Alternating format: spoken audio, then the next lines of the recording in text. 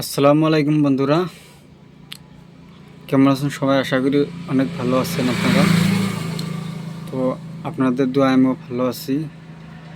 তো যাদের মাথায় চুল পড়ে যায়, যাদের মাথার চুল পড়ে যায়, চুল অল্প বয়সে পড়ে যায়, পেকে যায়, দ্রুত পেকে আসছে চুল, তো তাদের জন্য আমি একটা ট্রিক্স নিয়ে আসছি।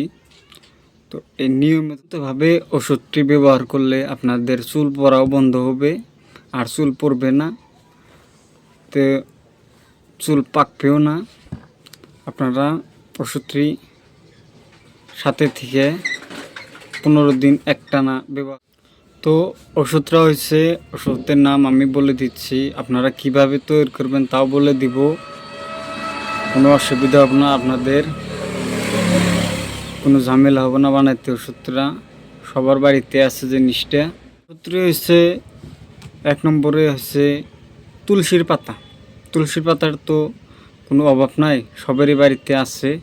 তো আপনার বাড়িতেও আছে আশা করি, যদি নাই অন্যের বাড়ি থেকে আনবেন। তুলসীর পাতা 21টা পাতা ছিঁড়তে হবে। 21টা পাতা নিয়ে হাতের তালুতে নিয়ে এরকমভাবে ডলে ডলে ডলে ডলে রস হবে। তো এই রসটুকু 1 কেজি পরিমাণ পানি নিতে হবে, আরও অল্প পরিমাণ ওই আমলখির গুঁড়া নিতে হবে। আমলখির গুঁড়াটা আর ওই তুলসীর পাতাটা যেটা ডলা হলো, ওই দুইটা মিশিয়ে 1 কেজি পানির মধ্যে জাল দিবেন।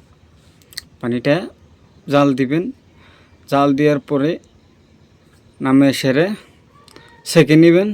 সেকার পরে ভালোভাবে ওই পানিটা দিয়ে মাথার চুলের গুঁড়া দিয়ে ভালোভাবে এমনি মালিশ করবেন। ভালো করে গুঁড়া দিয়ে মালিশ করবেন।